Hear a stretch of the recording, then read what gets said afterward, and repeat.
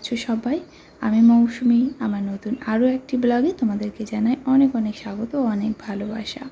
তো আজকে একটা স্পেশাল দিন, না আজ বললে ভুল হবে। আর মানে প্রত্যেকটা দিনই মানুষের কাছে স্পেশাল হওয়া উচিত, কারণ যে দিনটা চলে যায় সেটা চলেই যায়, সেটা আমাদের কাছে কিন্তু আর সেই সময়টা ফিরে আসে না। তো আগামী দিনে যে সময়গুলো পড়ে আছে সেই দিনগুলোকে আমাদের স্পেশালভাবেই কাটানো উচিত। তো স্পেশাল দিন প্রত্যেকটাই দিনই। আর স্পেশাল দিন এই কারণে বললাম, কারণ হচ্ছে আজকে আমার বরের জন্মদিন। তো যাই হোক, আজকে মানে ভাজলাম হচ্ছে কিছুটা পেঁয়াজ পকোড়া ভেজে নিলাম, কারণ ছিল কিছুটা পান্তা। তো সেই পান্তা ভাতটা আমি এখন জলখাবারের জন্য খেয়ে নেবো। তো সেই জন্যে মানে পেঁয়াজ পকোড়াটা ভাজলাম, আর ওরা মুড়ি দিয়েও খাবে, সেই জন্য একসঙ্গেই যাতে মুড়ি খাবারও হয় আর আমার খাবারটাও। আর পান্তা ভাত খেতে একটু মানে পকোড়া ভাজা ভুজো খেতে ভালোই লাগে। তো পান্তা ভাতটাতে আমি ছাতু আর কাঁচা লঙ্কা আর পকোড়া দিয়ে এখন খেয়ে ফেলছি। তো তোমাদের কার কার পান্তা ভাত খেতে ভালো লাগে? আর গরমে পান্তা ভাতটা খুব উপকারী। তো যাই হোক, বেশি বক বক না করে আমি এখন খুব তাড়াতাড়ি খেয়ে দিয়ে রান্না করে নিতে হবে, কারণ রান্না করতে হবে তাড়াতাড়ি, কারণ হচ্ছে আজকে ভোট আমাদের। তো সেই ভোট দিতে যেতে হবে, খুব সকাল সকাল না গিয়ে আমি রান্না টান্না করে তারপরে যাব।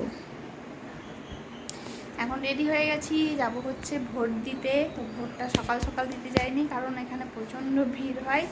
আর আমরা দুজন হচ্ছে দুই জায়গায় ভোটার, ঠিক আছে, মানে দুই জায়গায় ভোট দিই। একজন গ্রামের বাড়িতে, ওখানে প্রাইমারি স্কুলে দেয়, আর আমি পরে করেছি যেহেতু, আর তাই আমার এখানে স্কুলে হয়।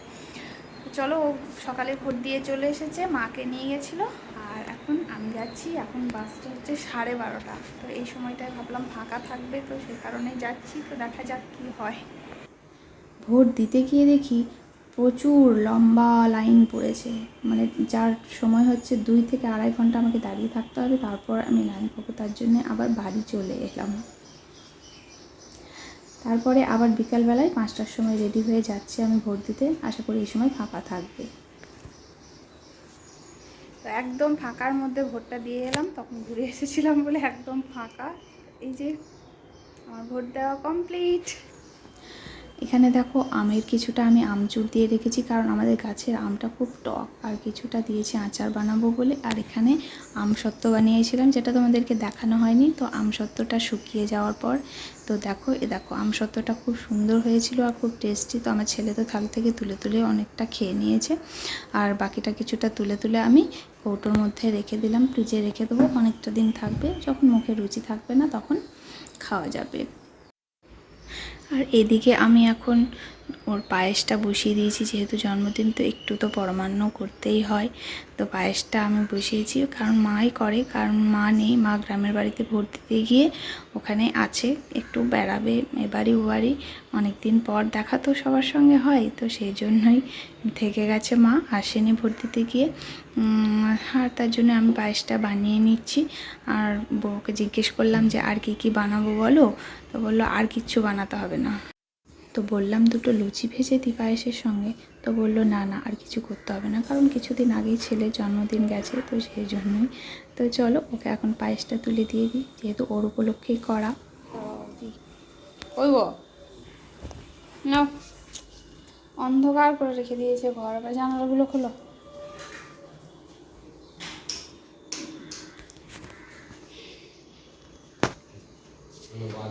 বার্থডে বয়ের পায়েস আমি নিয়ে নিয়ে ঘুরে বেড়াচ্ছি।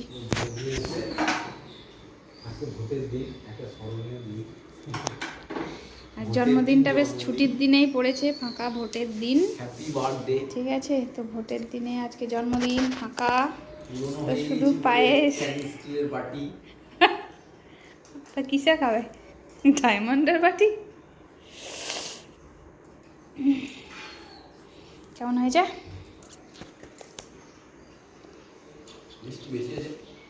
বেশি মিষ্টি হয়ে গেছে।